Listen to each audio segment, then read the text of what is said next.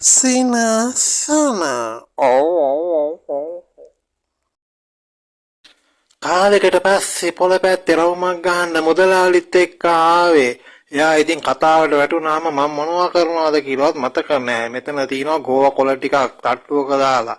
එමින් සැරේ නැගලා මේවා රස බලන්න ඕනේ. මේවා විකුණන්න පුළුවන් තාත්තේ තියනවාද කියලා. මොකද ඉතින් PH අයලාවට මේවට කාලා බලන එකක් ඈ.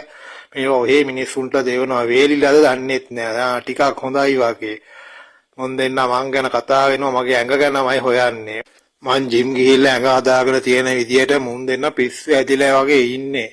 මොකද ඉතින් මුන් ජාජරාව මිනිස්සුන්ට ටිකුන්නෝ ඇරෙන්න ජිම් එකටවත් ගිහලා හරියට එක්සර්සයිස් ටිකක් කරලා ඇඟවල් හදාගන්න එකක් මේ පැත්තේ කොළ ටික නම් ටිකක් හොඳයි දරදඩුයි හැබැයි ඔක්කොම වැඩිපුර තියෙන්නේ ඔක්කොම මුල් කෑලි එහෙමනේ. මේවා කන්න බෑ අප්පා. මේවා මිනිස්සුන්ට විකුණලා මුන් අතර අපාය යනවා මන් නම් දන්නවා.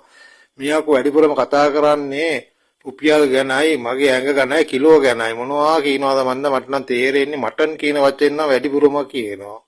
අපේ මුදලාලි කාර්යයා කියනවා හරිනම් හරි ගාණක් කියන්නකෝ දැම්ම වැඩේ කෙරෙනවා කියලා. මං හිතන්නේ මට මොනවා හරි ළඟදිම තෑග්ගක් අරන් දෙන්න වගේ හදනවා ඇත්තේ. මොකද මං කාලා බීලා ඉන්නවා දැක්කාම ඉතින් ඕන මිනිහෙට ඉතින් සතුටුයි උඟක් දෙනේ මගේ දිහා බල බලත් යන්නේ.